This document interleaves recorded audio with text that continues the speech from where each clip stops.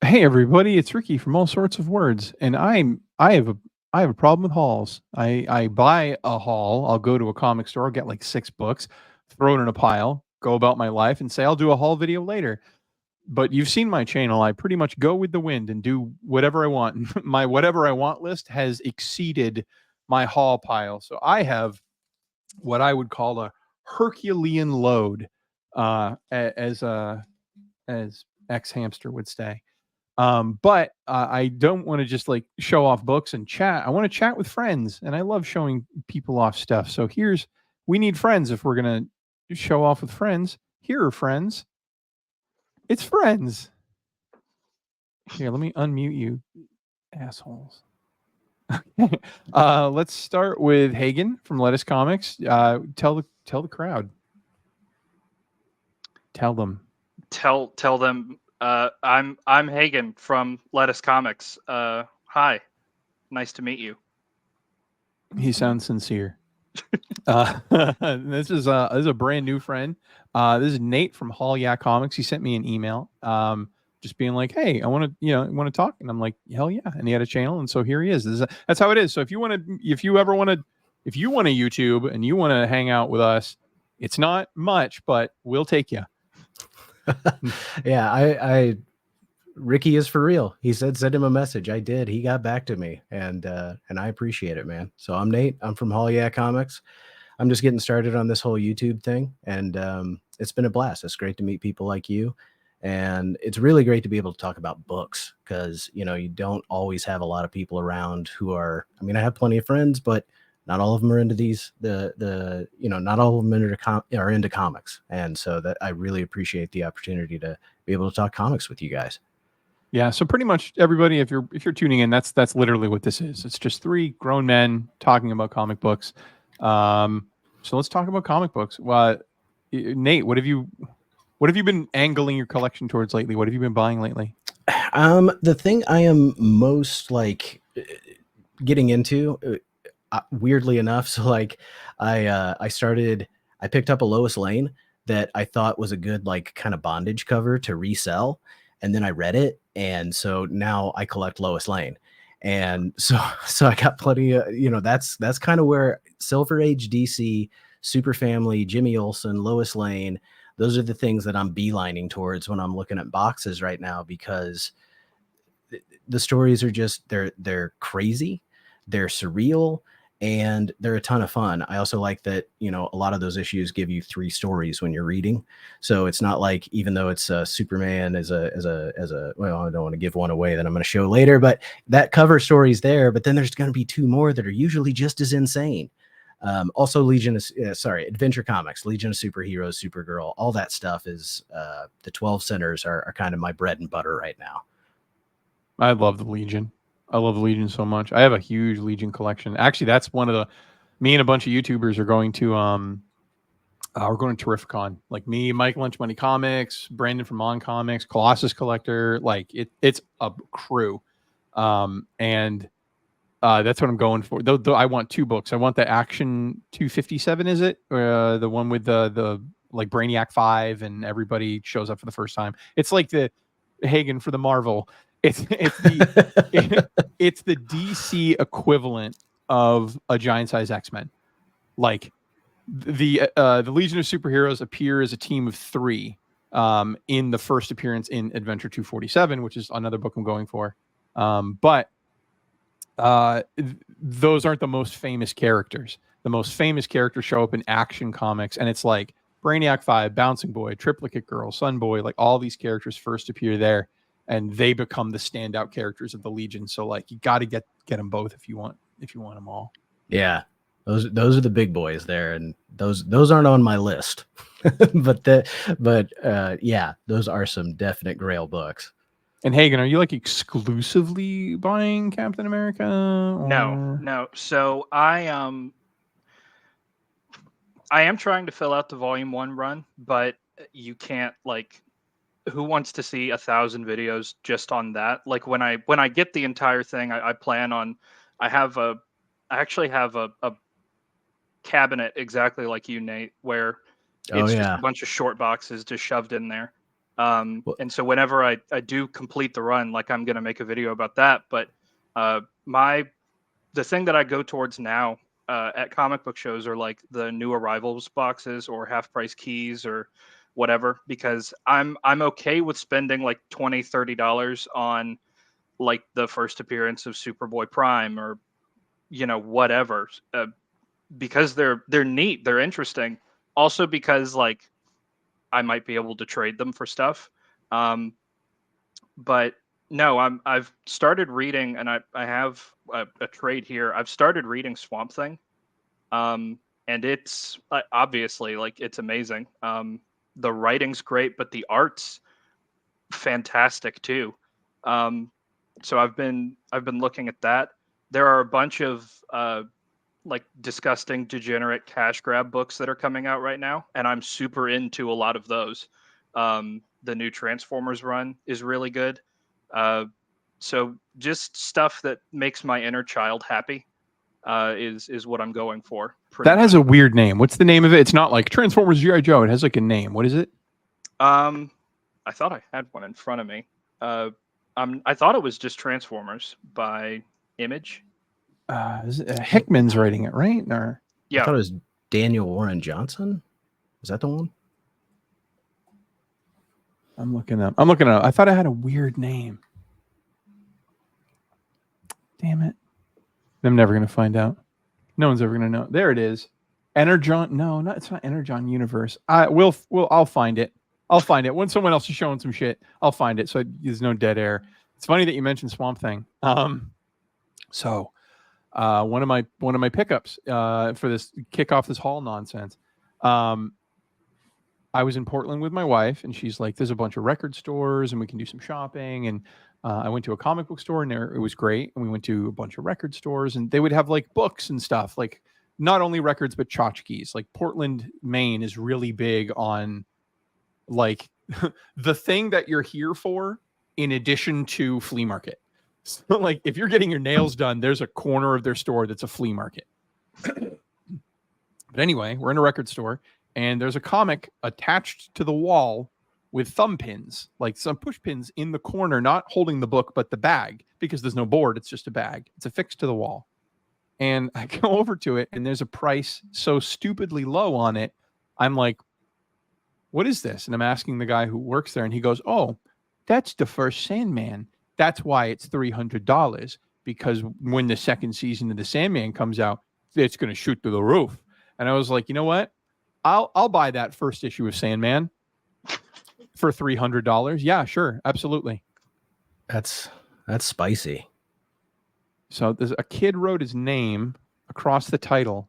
But otherwise I paid $300 for like an easy 3.5, maybe 4.0 if I got a guy in a good day. But there you go. First appearance of Swamp Thing. Man, congratulations. It's nice that you were able to replace that one, because I know that you got a bunch of your 2000 AD books because you gave one of those up. But how does that happen in an era where we all have Google in our pockets? How is that possible? So it was the owner that was talking about the Sandman thing, but it was clearly on consignment, because I was like, if I can get it down 50 more bucks, I'll be right now at 300. It's perfect. It's a great deal. But if I can get it to 250, why not keep $50? Right. So I asked, and he's like, oh, well, that particular guy that owns that comic, he's only here like Mondays and Wednesdays, and we were there on like a Saturday. But yeah, it was definitely a crazy deal. And so the guy was talking to me that said the Sandman stuff. I don't think he knew at all like what it was, but I couldn't tell you why that other guy would put it up for $300. Like, if you want a 1.8 on eBay right now, you're looking at like $700. Like, yeah, that book does not exist for $300, right, anywhere online. So I have it. So what I'm going to do is I'm going to try to. I would trade it for. I'll trade it again. I'll be in the business of like getting and trading Swamp Things for the rest of my life. Sounds like a pretty good business to be in. I'll poke that bear. What would you trade it for? I I'd trade it for that Action Comics that I was just talking about, that Legion book. Like you get me like a medium to a better grade, like a 6.0 ish, and that's about $500. I would trade it for the equivalent of $500. So if I could find something for $500 that I want, what am I looking for? Ace the Bat Hound. I'd take that. I think it's like Batman 92, like 92, not like Volume 2, number 92. It's the first Ace the Bat Hound. I love it because if you compare it to the Crypto cover, Ace is running in this direction and Crypto is going in that direction. So like in a display of 3, it's literally perfect. But yeah, 500 in something. Even if I take it to Terrificon and the guy has like a $1,500 copy of 247, the first Legion, I'll be like, knock $500 off and I'll pay the rest in cash, something like that. But I don't know. I do love Swamp Thing, so like I don't know why I keep wanting to break up with him, but every time this bitch comes over my house, like I'm like, all right, it's time to leave. There's a definite hierarchy of where you put certain books, and you're putting your Super Family and your Legion stuff higher. Over and over again. Hagen, show me something cool. Something cool. So I was talking about disgusting cash grab books that are coming out right now. And I saw that this one was coming out, and it immediately went on my pull list because I'm a small child in a large man's body. Justice League versus Godzilla versus Kong. I know I'm good at this, I swear. I know that it's, a soulless cash grab from 2 very large companies. And I don't care at all. I get to see Superman punching the shit out of a giant lizard. And like, I'm not going to complain about that. I'm happy that they're trying to shove this down my throat. And so immediately once I saw that this was coming out, this was just an instant add to my pull list, please, local comic book store. I appreciate you. Yeah, look at that shit. Look at that shit. And look at the white sticking out above Nate's head for like my unformatted filter, but I want to use it. Nate, show me something cool. All right, something cool. All right. I'm gonna show you something weird. This is something that I wanted because of one of the Defenders books that I collect, but I didn't want to pay the price that I see. Like I'm kind of in that $20-$30 pull kind of thing. But this came up. I got this for $4 off of Whatnot. So I got, I think this is the second issue of Marvel Spotlight with Son of Satan. So I got this, and then at a show last weekend, I found number 2 of his. It's not a. I don't know how many issues there is of this, but I just love when he shows up in the Defenders. I think he's such a weird character, and for some reason, this run in Marvel Spotlight is actually, a lot of the books are around $20-$30 in decent shape. So this was a good pick for me. Okay. That one was for Hagen. That was for Hagen. That's for my Hagen pile because it's Marvel. Since we were just talking about the Legion, so again, I've been finding really good deals lately. I'm waiting for people to get on board with the Legion because once people are into the Legion of Superheroes, these books are going to dry up, but they're already rare. So like books now that should be $75 could in the future jump to like, oh no, the base is $300 for that. So like, not excited. I would love to see Legion stuff in these new Superman movies and stuff. That would be great, but I don't know. I worry about like, it's a small club right now, and so I don't want it to get too big because then the prices go up. I only paid $15 for this. This is about a $75 book, but there's the sticker still on it. First appearance of Ultra Boy. His shtick is he has all of Superman's powers one at a time. So he can be as strong as Superman or as fast as Superman, but everything else falls apart once he gets in combat sometimes. However, he becomes one of the Legion's real heavy hitters. Like there's 2 Legion characters that go in first in any major fight, and it's Mon-El and Ultra Boy. Because when you join the Legion, you get a ring. You're in the club. It's a little L with a star on it. Welcome to the Legion. So you get your ring, you put it on your finger. It's a communicator, and it's also a flight ring. So with him having flight inherently now for being in the Legion, that's one less thing he has to worry about. So he's effectively almost all the time like a superior rogue. He's got like the strength, and the strength gives him invulnerability, and then he's got the flight. So great character, amazing price. Let's do it. I was wondering if somebody threw a car at him and then shot him in the chest when he caught it. But you said that the strength goes along with invulnerability. I think it creates like your ability to create that level of strength does something to your physiology in terms of what it could endure, I guess is what I always assumed. You know what I mean? Like if you have the physical strength to pick up a like a cinder block and just crush it easily like paper, I think your skin on your hands has the durability to withstand it. So I guess that's the way my brain always logicked it. Sure, comic book nonsense. I got you. That's exactly what it is. They do a lot of good bits with him too, though, where he's flying, and because he's using the flight, he can't use one of the other powers, and then he needs to use the power, and he ends up falling out of the sky, and that's like a constant go-to in those early Legion books with Ultra Boy. And I actually just I don't have that issue, but I have the omnibus that has that in it. I read that not too long ago. Yeah, it's easy to like kind of jerry rig like nerfing him if you need to like get him out of the fight really quickly. Okay, we're gonna go Hagen. Show me something cool.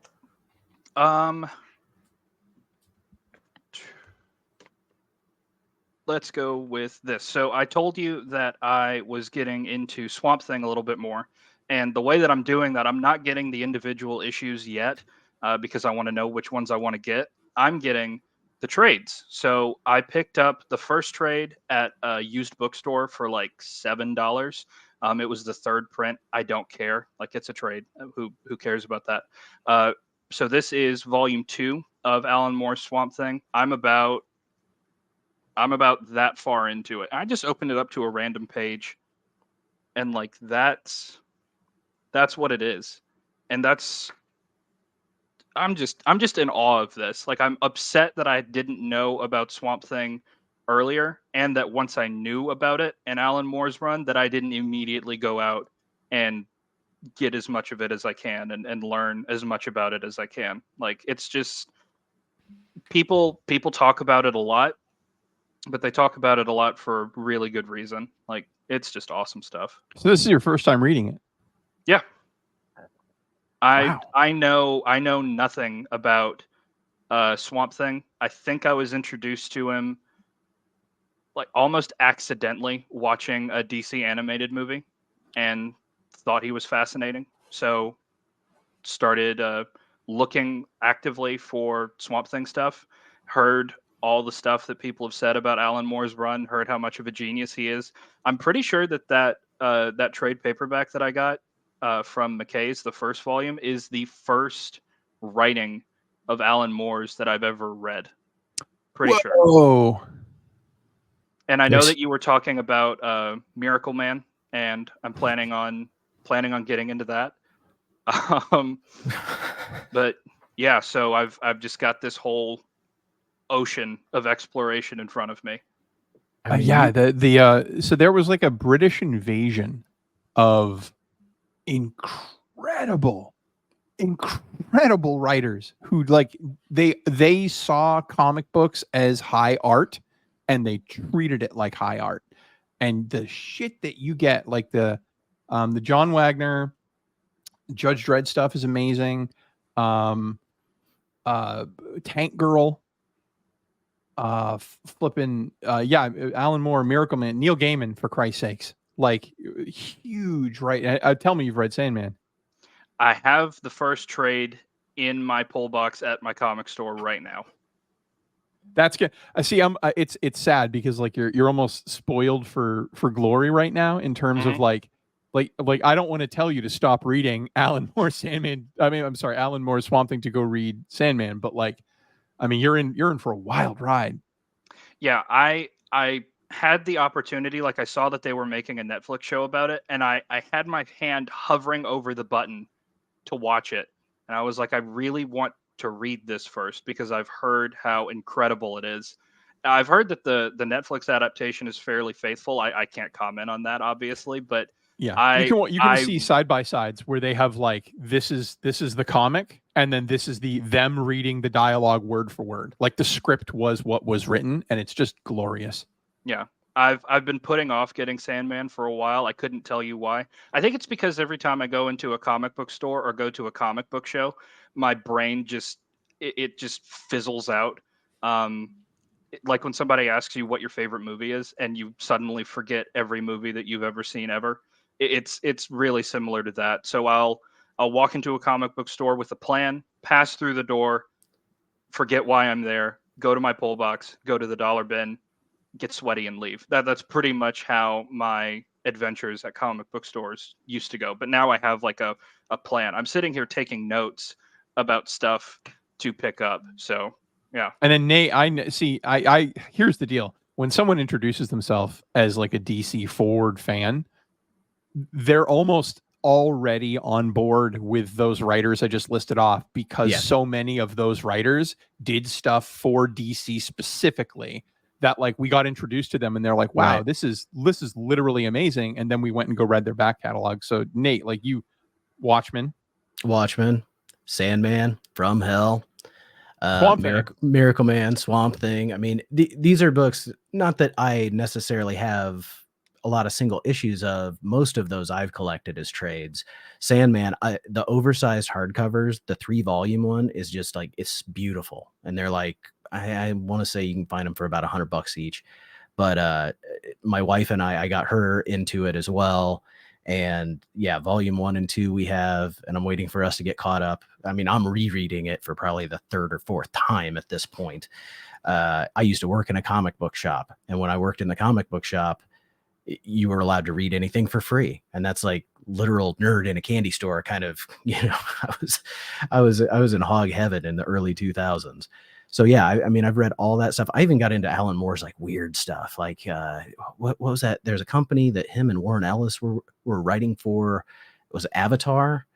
And yeah, I have I have the entire series. I literally have the whole series. But Crossed. Alan Moore wrote like, I want to say like 6 issues of the final arc of Crossed. It was Crossed plus 100. I have stayed away from your Crossed videos in particular just because I don't want that spoiled. Like that's something that I can see. It's something I missed. I collected a lot of Warren Ellis's stuff from Avatar, Dr. Sleepless, and Fell, and Wolf's. I mean, I have a whole part of my file back here is just Warren Ellis Avatar stuff because he did so much. Black Gas. But yeah, I love Black Gas. It was so good. What was the Alan Moore? Was it Necronomicon? Alan Moore did it. Yeah, he did a Necronomicon book. Yeah, for that one as was well. That one was wild. So yeah, I mean, any Alan Moore you are in, it is a tome, and it is a wonderful treat. It's just page after page. It's just wonderful to read. So any of those, you see his name on it. When I got back into collecting comics, back in 2020, when I was like, I'm buying them again. Here we are. The first thing I did, like first order of business, I completed a first print run of Sandman, and I was just like, that's first thing I want to do. If I decide I want to quit comics after that, I will still have a first print run of Sandman. I will be happy with that result. And so I keep it. It's in a box, and it's all of the Sandman and then the run of Spawn I'm putting together. I've got 1 through 37. And like, you'd think it'd be easier to find them. Like, go to a con, you'll find them. Like, sub 100 is actually pretty obnoxious. Yeah, and a lot of those too, that when you do find them, they're overpriced and they're usually not in the best condition. I mean, I'm paying $7 an issue at this point. Yeah, I'm at like $7 an issue. All right, you know what, Nate? Show me something cool. Show me something cool. This is from my Ricky pile. It's really, I mean, it's still mine though. You know. All right, Green Lantern. What is it? Number 43. Flash and Green Lantern, Hal Jordan team up. And this is I don't know if you are or not, Ricky. I think I'm older than you. So like my Justice League growing up was the Giffen DeMatteis era, the Bwahaha League. But Major Disaster was one of the villains that they would use, and he was in the Injustice League, and this is his first appearance. So this was one that I got at one of my favorite shops, and he always does a half off sale. And I mean, I'll go in there and I'll put together a stack of books, and I usually do even better than half off because the guy treats me right. And this was one, when I got it because it was a Major Disaster, on the cover. I didn't realize it was his first appearance till I got home and checked it out on the CLZ or Cover Price app, whichever one it was that told me that. So this one was really cool. And again, that 12-cent Silver Age DC, and I love the checkered board motif that they used during that era. So this is awesome. That is awesome. So I want to comment on something you said real quick though. So comic book stores and store owners aren't inherently bad. They want to sell you comic books. Part of that covenant, though, is that you have to consistently, regularly pull the trigger and actually buy the goddamn things. That's part of that dance. And so I know people who go into stores and they have this like kind of attitude of, well, what are you gonna do for me if I get these books? Like, bro, he doesn't know you. You're effectively just asking for a discount. It doesn't matter how many books you're buying. Like, if he wants to do a discount, great. Or if they have a deal, that's fine. But like, I've never been treated better than when I go to a store on my 4th trip and I'm buying a pile of books. Like, all of a sudden they're oh, did you know about this? And then that's also where you get the like behind the counter shit too. Yeah, I think, in this particular shop that I go to, I'm actually going this weekend. He's doing a 50% off sale again. I mean, I just spent a ton of money last weekend. Nobody tell Mrs. Hall, yeah. But, he's doing a half off sale again. And it's like when I go in there, and he knows he's going to see me, he's going to see me once a month. And like you said, I am a consistent shopper and I get treated well, but he's got a bottom line. He's got to make money. And, he's got the line on the supply that I'm looking for. So, and he knows that's the other thing, if you do, like you had said, you establish a relationship. He has pinged me on Facebook and things before when he has a book that he knows I want. He posted on there, I just got a whole collection of Dazzler. It's Nate's favorite. And, it's not my favorite, but I freaking love it. And so I was in there the next day, and that's that. You're right. You've got to give back to the people who are keeping this alive for us, because it really is dying. And if it goes to just online, goes to just online flippers, we're boned. We're not gonna get books. Do you have somebody hunting for you, Hagen? Hmm? Do you have somebody like hunting for you, like, a store, and they're like, oh, this is the goddamn guy that wants those Marvel swimsuit issues every goddamn time he comes in here? Yeah. My local comic book store. Shout out to Borderlands Comics in Greenville, South Carolina. They know me. They see me spend 2 hours in their dollar bins and come up to them with stacks full of garbage tier 90s Captain America books that nobody else wants. And I really want to do.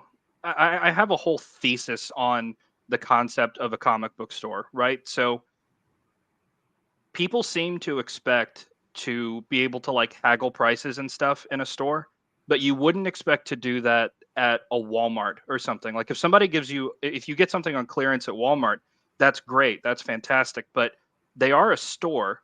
They do need to make money. They're providing a service to you. And I actually have a book that kind of goes along with this. Kind of. So I picked up the week after Free Comic Book Day. This is Transformers Generation 2, number 1.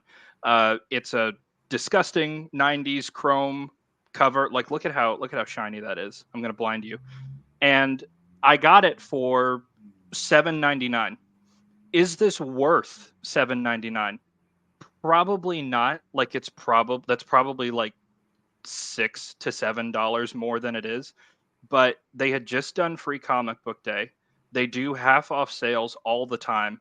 I think it's an interesting looking book, and like, I love that store. So in my head, like, if I wanted to buy that online, I could probably get it for $1 or $2. but then I have to pay shipping. Then there's this whole thing that you have to go through. Or I could support these people that curate these collections for me, that have great customer service when I go in and see them, that know me by name, that pick out stuff for me to like show me, because they seem to care about me as a person, or at least as a customer. And if I have to spend a little bit more on select things, I'm fine with that. I'm not saying that you should spend, like $500 extra if you're looking for Grail books just to help them out. But if you're somewhat comfortable with the price, and the store, and they do all this extra stuff for you, that's just something that I consider. There's another store nearer to me, about 20 minutes closer to me, that I don't go in anymore. Like, I went in there one time, I was ignored. One of the workers was blocking the area where they had like their back issues, and I asked to get past him, to just scooch past him, and he looked at me like I shot his dog. So I was like, I'll catch you guys next time. Y'all have a nice day. And I just haven't been back. So there's a lot to be said about, paying $1 or $2 extra for some random back issue book that you want, if it means that you have access to a really good store with great customer service and nice people. Yeah, no, you're absolutely right. Actually, while you were talking, here, check this shit out.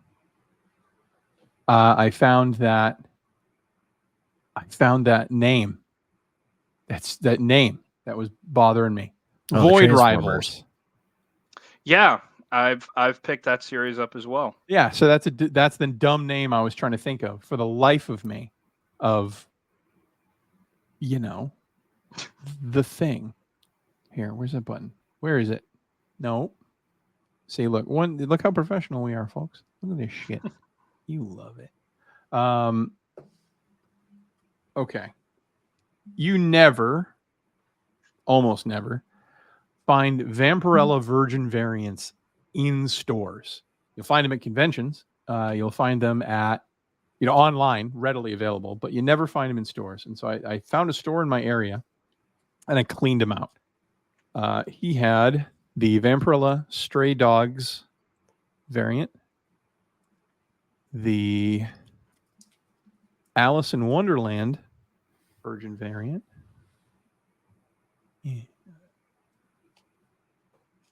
Pirate Vampirella. This one just tickles all my fancies because I'm a huge One Piece fan. And then there's another sexier Harem Vampirella Virgin variant. And we got this one, which my wife was like, "Why does she look fat?" And I was like, "It's babe. I think it's just the angle." And then a 1 per store ash can of Draculina #1. This is Vampirella's sister, who gets introduced in issue 2 of the original Warren run. I have a ton of the original Warren run, and I have all the most important issues.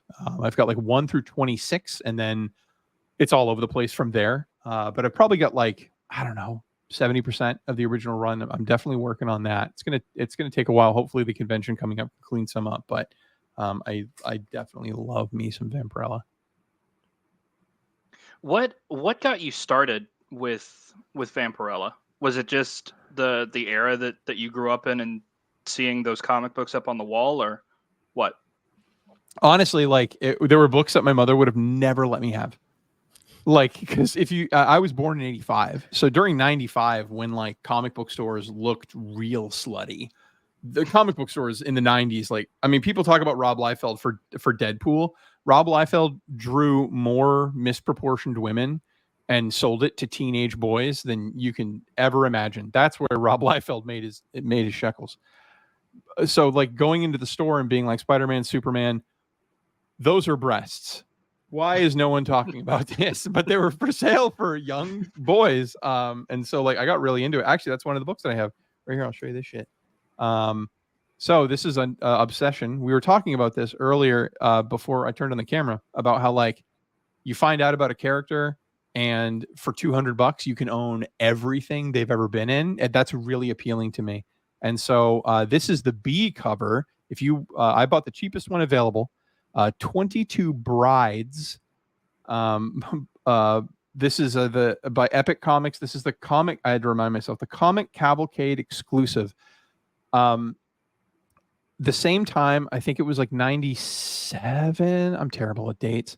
A character named Painkiller Jane was invented, and Painkiller Jane is created by Jimmy Palmiotti. I always pronounce his last name incorrectly. It's that famous Harley Quinn artist's husband. Like, it's that artist duo. What's her name? She did the original art for the original Harley Quinn series, like that first came out. It's not Amanda Connor, is it? Amanda Connor. Okay. Her husband's Jimmy Palmiotti or whatever. They do cons together. Whenever one's at a con, they both do. But he's also an artist as well and a writer. And so he invented Painkiller Jane, a woman whose superpower is effectively Wolverine's healing factor, but she feels the pain as you or I would. So it's not like her arm gets blown off and it starts healing. Her arm gets blown off and it starts healing, but like the pain of that process is real. And so she takes a lot of painkillers, and Painkiller Jane. But she got like a TV series. She got 2 TV series, both of which were canceled really quickly. But it had enough buzz to get at least that far. And so 22 Brides is her first appearance, and the rest of her everything is coming in the mail. I spent once I found I could get her first appearance for like $20, even the cover A. But this is the cover B. It's called 22 Brides #1. If you're ever so inclined, the B cover was a convention exclusive that came out at the exact same time as the first issue. So even on CGC, they both identify them as first appearance, and the dates are identical. But like, go for the cover B. But this one, I paid like, I think 30 for this, and I got the lowest one, and it's in great condition. But up from here, it's like, now you're paying like $50. I always buy the bottom out. Every time I get into something, I get the bottom out, and I effectively raise the price for everyone I tell the book about after me. It's actually kind of shitty that I operate that way, but it is what it is. Yeah, you got there first. What are you going to do? What are you going to do? Nate, show me something cool. I'm going to show you something cool. This one, Hagen, I pulled this one out of my collection because of something you showed off on yours. So this was, and I'm going to shout out Ravens Comics and Collectibles in Greenwood, Indiana. So what is this one? This is one of the Marvel 25th anniversary, which is something that I'm collecting. So I really, for whatever reason, I really like the design of this. It has nothing to do with the books. It's 100% cover by. This one in particular, I think, is kind of going the wrong way here. Black Knight is such a weird choice to me. He is a C-list-y type, which I love the C-list, which is why this appealed to me. But I'm just like, why wasn't it Captain America? Why wasn't it Monica Rambeau or anybody else from that run of the Avengers? I do know that because Cap was obviously on his own book there. Lovely, by the way. I love seeing you show that off, because that's one of the pricier ones that's going to be harder for me to hunt down, but I'll get it eventually. But this one just spoke to me. It's a newsstand, and it doesn't matter. It doesn't matter to me what the value is. I'm not going to sell it. I want all of these. And there are some, there's the Care Bears one. There's the Masters of the Universe Hordak cover. What else? Heathcliff. I actually saw Heathcliff at the con last week. And I mean, during the boom, that thing spiked stupid. But this I got for a really fair price. So there's a Marvel for you, buddy. I'm trying to get as many of those as when I come across them, if I can afford it, I try and pick them up. I want the Muppet Babies one. Yes. So bad. I want it so bad. Really quick aside on that 9.6 that I have. It is labeled, I'll bring it back down again. Oh, it must be a different one. Oh, sorry. I have a Captain America 109. It's graded in an 8.5, and its paper quality is exceptionally white, and I'd never seen that before, and I thought that was really funny. It's exceptionally white, much like the comic book community is. But I thought that it was that 323. I was mistaken. I want to briefly show my favorite Kingpin story. and it's Spider-Man Severance Package number 4. Have either of you guys read this? No. Okay, it's a dollar bin book. You can find it in a dollar bin really, really easily. I think I paid like $2.50 for this just for the convenience of it. Like I saw it in a back issue bin at a antique mall or something. This Kingpin story, is fantastic. It just follows a henchman of the Kingpin who messes up because I have read that. yeah, it I've read follows that. a henchman of the Kingpin who messes up because of like the intervention of Spider-Man, and Kingpin gets all kinds of upset about it. And he doesn't show up until like the last page or two of the book. It's one of those. But his presence is felt through the whole book. It just ratchets up the tension and the suspense. It's so well written. The cover's really cool too. I really like it. And it's surprisingly cheap for how awesome it is. It's the one where the henchman, he's like not even there. He's like at home and he's watching Spider-Man busted the thing on TV, right? That's the same one we're talking about. Yeah, that was so good. How have I read that? He's sitting at home watching this on TV, and then like his phone rings, because he was the guy that was in charge of this operation that went down, and his phone rings, and I think it's the Kingpin who calls him. It might be one of the Kingpin's underlings, but from that moment, you know, like this guy's dead. There's no way he's surviving this book. But it's the tension of like watching a dead man walking. That's so neat, and really, really cool. So I really like that one. That was I mean, it's so weird. I like never read Marvel, and then like how have I read that one story? Yeah, but it stuck with me. I never read Marvel, and that totally stuck with me. I wrote it down. I'm making a list too. Okay, so before I show my next thing, I do have to comment on this. So the timeless variants, the Alex Ross timeless variants, we've all seen these, right? The white, Lord have mercy, the white covers, and then just like his painting of the characters. I think, like that Captain America book you just showed, there was a huge missed opportunity where these weren't given like a cover H, where there was like a sick fucking border like that, but a modern version border, and everybody would have gotten the joke. Like still do the white ones with the white ending, but give him that sick border, that Muppet Babies border, and everyone would have lost their minds. Yeah, I would have liked to have seen like a stylized version of their first appearance that they're like superimposed over, but white cover. So yeah, white cover. Okay, so I'm gonna rapid fire these three because they're not comic book related, but folks, we're nerds. We love all this stuff.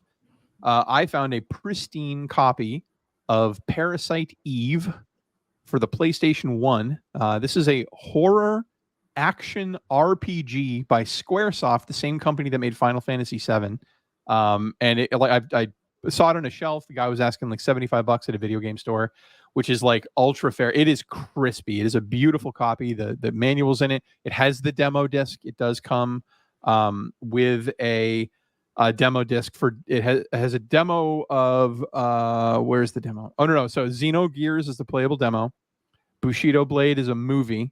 Brave Fencer Musashi is like a trailer you could watch. And then Final Fantasy VIII was one of the trailers you could watch. And like, you got to understand, folks, like YouTube didn't exist. So a demo disc where you could watch trailers for games you don't own, you would burn a hole in your TV with how many times you'd watch a trailer because you only afforded the one game, but you beat it and you want to watch the trailer for Final Fantasy VIII. And they were cinematic as shit. Look at this nonsense. The Devil Wives of Li Fong. I love that. That's fantastic. That is glorious. Long ago, before the foreign devils came, old China was a land of ancient culture and strange magic. There, Li Fong, a student apothecary, seemed the luckiest of men, but what had to be a happy chance led him to take two charming and quite wealthy ladies as his wives. No man could be happier than Li Fong until he discovered his lovely wives were really serpent demons. Isn't that always the way? I mean, if there are attorneys that have built careers out of wives turning into serpent demons. And then the last of that like weird potpourri that I have, I do collect anime. I watch a lot of anime because I'm a 38-year-old nerd whose scale is higher than 300 pounds. But A Silent Voice, the movie, I hadn't seen it. I watched it. It was supposed to be like a legendary, like everybody loves this movie. Kind of hated it. there's a difference between story and drama, and this is it's all drama, all filler, no killer. A lot of drama, but not a lot of tale being told. And so there are parts of it where you really feel like it's going to be this is going to be a great movie. And then it animes all over your house, and then your wife is mad at you that you talked her into watching it, and this is your choice for movie week, and you know she's going to punish you next week. I've never seen that one. I'm glad that we're on the side of YouTube that we're on, because I think if the anime nerds were to get a sniff of that, they would probably dox you. They're kind of crazy like that. But. Real talk, I've only ever taken down and deleted one video, and it was my review of the One Piece show where I didn't like it. That shit's gone. It took probably 15 minutes for 100 people to tell me to kill myself.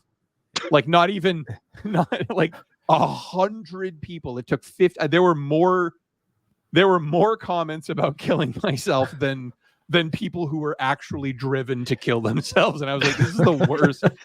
It got like a couple thousand views in a very short period of time. And it was a mess. I noticed that wasn't on your channel anymore, because the way that I watch YouTube videos is I will go to a channel, click play, and just let it go. So your comic book opinions that nobody asked for, or something like that. Sure. I've watched all of those probably dozens of times while, cooking or whatever. So I've noticed that one wasn't there, and I thought it was just a figment of my imagination. But I do remember that a lot of people were in that video's comment section, like, you only watch 15 minutes of it. How can you blah blah blah blah blah blah blah blah blah? And I was like, this is a lot of vitriol that you don't really see from, like, hey, look at my Legion of Superheroes book. Isn't this really cool? It just doesn't happen on even the hatred. Like if you make a video about like, I hate this comic book that everybody loves, it will attract the people that agree with you, and the ones that don't, they won't comment.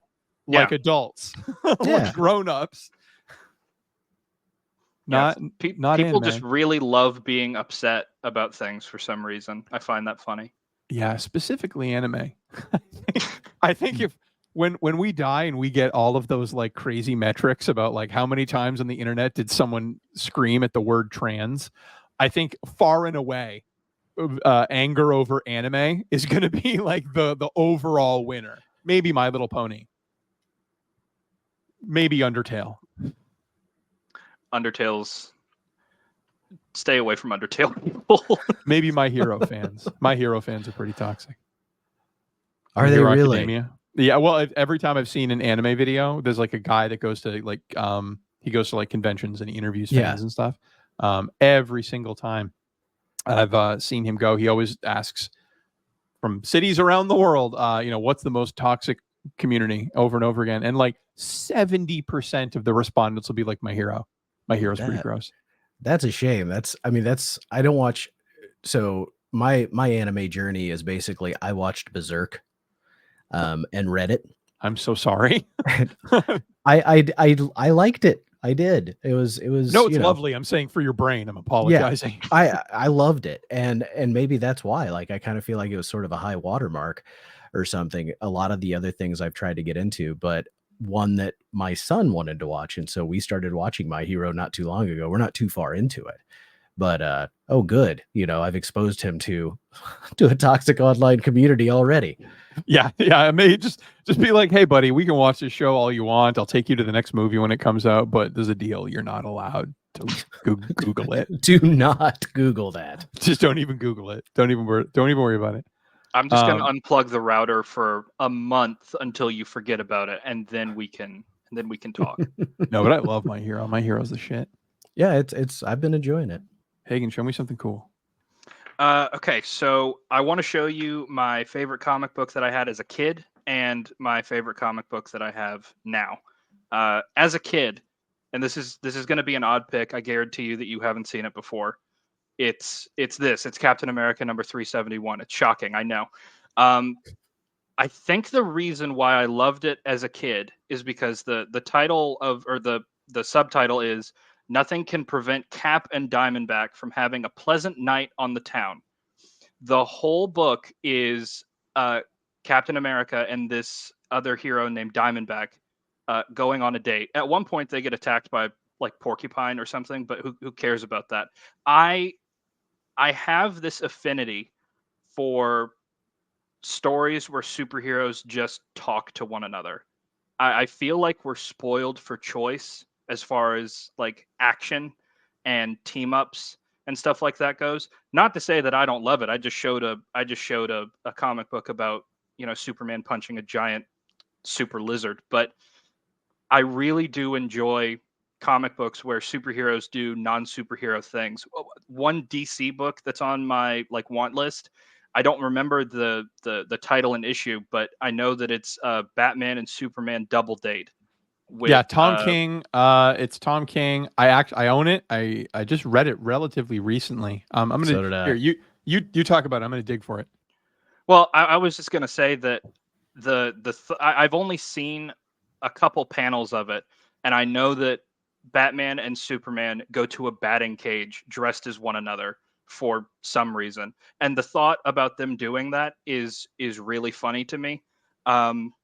There's another book that I have. If you want to talk about, go back to shameless cash grabs. It's Jeff #1, Jeff the Land Shark, and this is full of like Captain America eats spaghetti out of his shield in this. I just think that that's adorable. I love it. And so comic books where superheroes do non-superhero things or use their powers in mundane ways. The panel that's coming to my mind is there's an X-Men book where Wolverine is chopping salami with his claws. I just love that. So yeah, those are my favorite kinds of stories. And my favorite comic book to read right now is this. If you want to talk about like single issues, this is Civil War: The Confession, and it's just Tony Stark talking and going over the events that happened in Civil War, and talking to his friend. And I just really enjoy the writing. Brian Michael Bendis wrote it. Alex Maleev is the artist. It's just a really well written story. It's really emotional, and yeah, I don't have anything else to say about it. I just really enjoy it. It's a good one. That is a quality read. You're up. All right. Show me something Okay. neat. I am. You know what? I am. So, maybe a month ago, maybe 2 months ago, my wife and I watched the Dave Stevens documentary on Prime Video. I don't know if either of you have watched that. Just as far as like documentaries go, it's really well done, and I loved it because comic books. And I love The Rocketeer. I love the Rocketeer Disney movie. I love. I have the collection of the Rocketeer issues, and so I decided, and now it's the new freaking hotness. Everybody wants a Dave Stevens cover. And so I was asking her what her favorite one was that we had seen other people showcase. And Ricky, she said, I like that Vampirella. And I thought, so I can get that cover and then I'll get a chance to read this. So I picked up this trade paperback, Scarlet Thirst, Dave Stevens cover. It's not in the best of shape, but it doesn't matter because I'm going to read the hell out of this. I just got this last weekend, and yeah, I wanted to definitely show this one because I wanted to know from you, like, what am I looking at when I'm reading this one? Is this early stuff? Because I flipped through it and it's all black and white. So like, where does this fall in your hierarchy? So there's 3 companies that have contributed to Vampirella, like the big ones. The first one was Warren. They were Warren Magazine. They made Creepy Magazine, and Vampirella was one of them. She's just effectively a sexy crypt keeper. It's the entirety of her story. And then the second company to get a hold of her after Warren folded was Harris. That's them. But they absorbed all of Vampirella. So that may be some reprints of like maybe cool stories of her if it's in black and white, because I know Harris printed comics in color. And then the third company that like they own them right now, they've been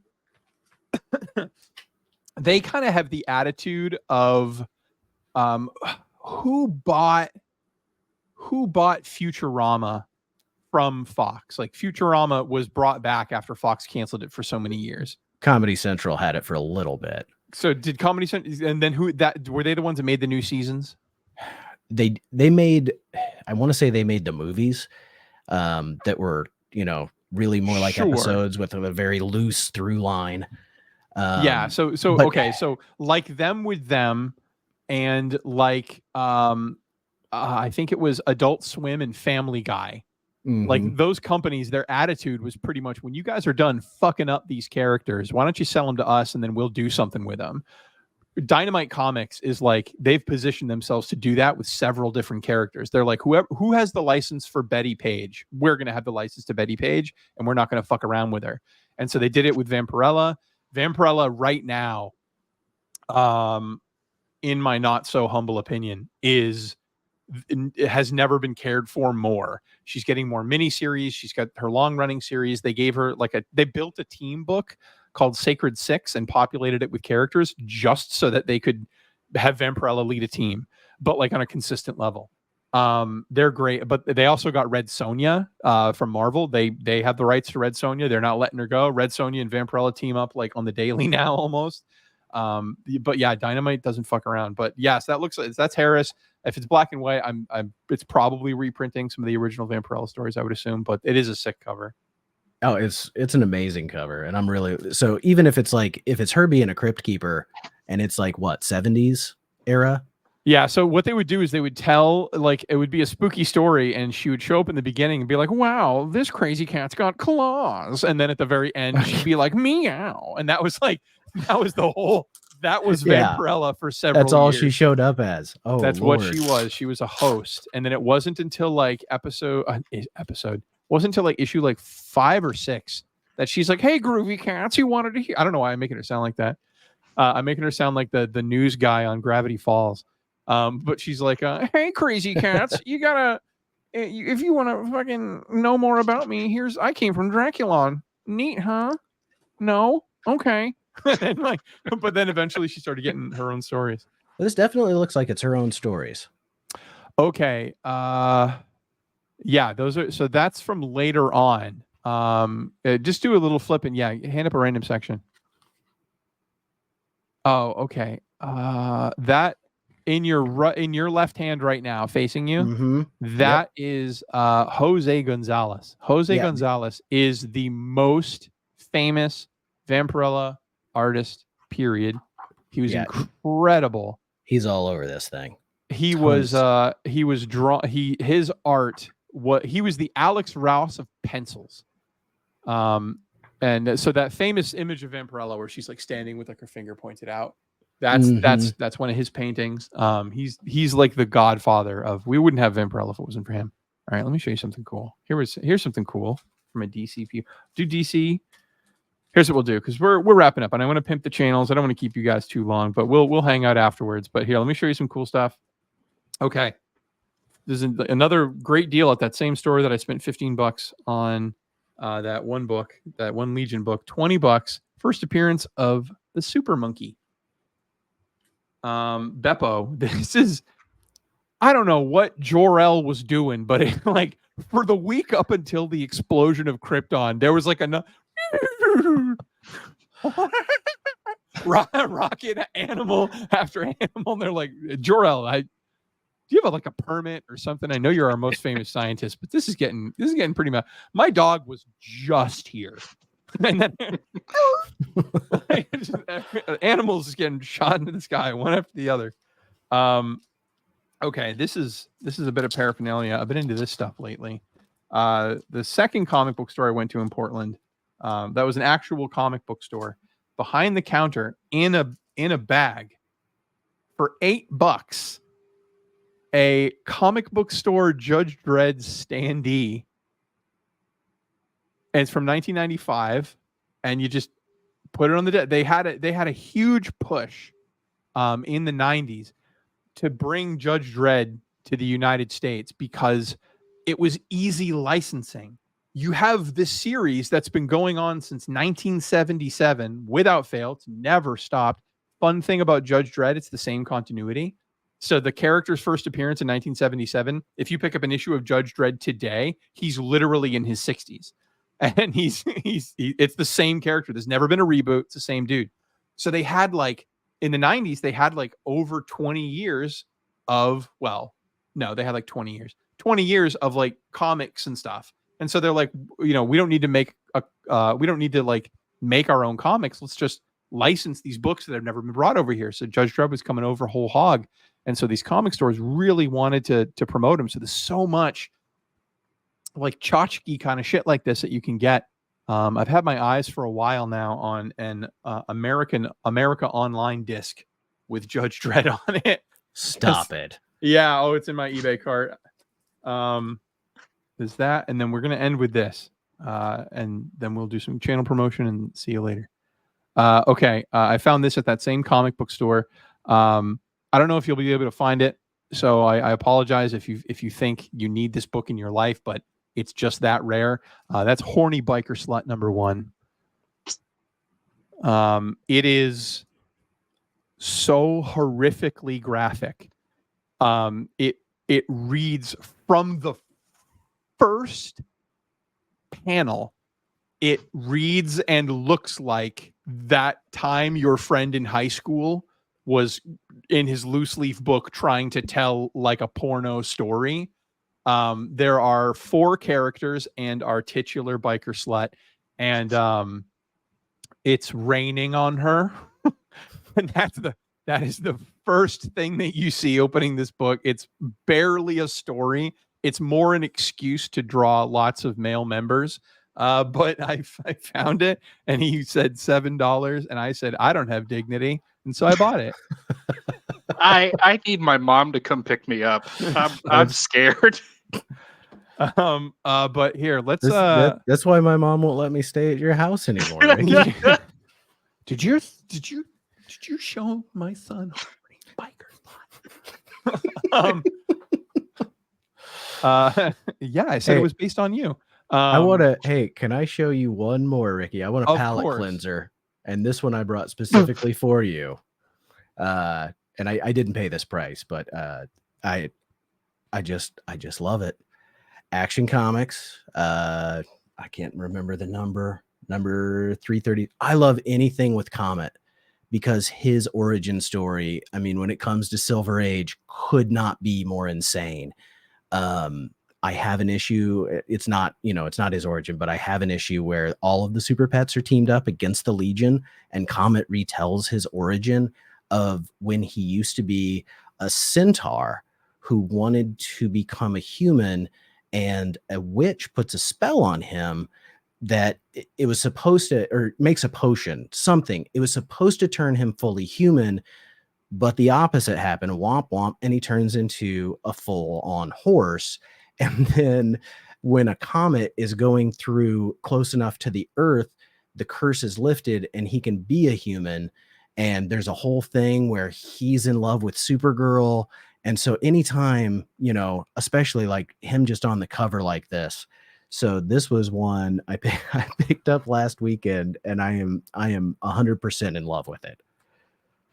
They were really ahead of their time with the concept of a woman and a horse getting together. They were really ahead of their time on that one. Yeah, I'm not a DC collector, but I love a lot of DC's Silver Age covers and concepts. I got that one Jimmy Olsen book where he's trying to marry trying not to marry a gorilla. just because of how insane that is. So I have got to get more of those. I'd love I'll tell bonkers you, off the wall stuff like that. especially Jimmy Olsen, like Action Comics and Adventure, they can be more pricey. But I mean, I see Jimmy Olsen's for $5 all the time. The condition might not be, the best, I don't but care. but yeah, I mean, if you're just in it to read it, Jimmy Olsen and Lois Lane, you can find, and they're not going to break the bank, and you're going to get that Silver Age insanity that you're looking for, man. Okay, so let's leave it here. We'll hang out behind stage a little bit, so don't just click your buttons and run away. But everybody, Hagen, take it away. Tell us about your channel. What's the name of your channel? I run Lettuce Comics. I say run like it's some sort of company. It's me shit posting on my computer at 1 a.m. But I shit post on my computer at 1:30 in the morning. Come on by and say hi. I love talking to everyone. I think I've responded to every single comment that's been left on my channel because I'm starved for attention, and I would love for you to give me yours. And what are you up to right now? I'm like you I don't have know. like a comic book roundup video coming out, and in that video I ask people what they want me to do next. So I don't know what I'm up to right now. I'm just gonna go wherever the wind takes me. And what's your subscriber count up to? Let me check really shit. quick. I'm getting up to the minute updates here. 4,000. Well, that's the thing, is that I've needed to today because 153. Holy crap. Nice Mon job. Comics did a giveaway video today where he was talking about acts of kindness that he received, and I sent him one because he sent me one, because that's the kind of circle jerk that we have. And he has offered to accentuate his giveaway if I reach different subscriber thresholds, because he's amazing like that. So this morning I had like 102, and now I'm up to, what did I just say, 153? So a meteoric rise so far. That's great. Really, really thankful to him. That's great. It's outstanding, man. Congratulations. Yeah, thank you. Everybody go subscribe to Lettuce Comics if you want more relaxed, rational, not freaking out and shit posting. All right. Nate, what's your channel? My channel is Hall Yeah Comics. I've been on YouTube for like a month. I am right now, I have pretty much only shown haul videos. I've pretty much only shown, things that I've picked up. I want to get into some Let's Reads because I love these Silver Age stories so much. So I kind of want to start picking some of those to highlight. And yeah, that's it. I mean, I am mostly doing this for nerd therapy. Like this is giving me, it's a creative outlet that I don't feel like I'm getting otherwise. So it is just fun.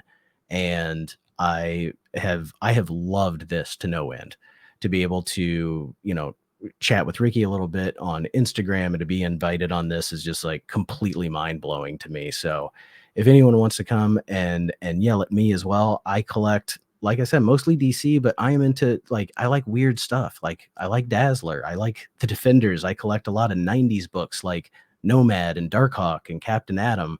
So, I'm not a high dollar guy. I'm not a grade guy. I'm somebody who likes a character, likes a story, likes a writer. And that's kind of what I want to show off. I want to show everything I got in this filing cabinet at some point, just because it gives me an excuse to read it. And I love talking comics.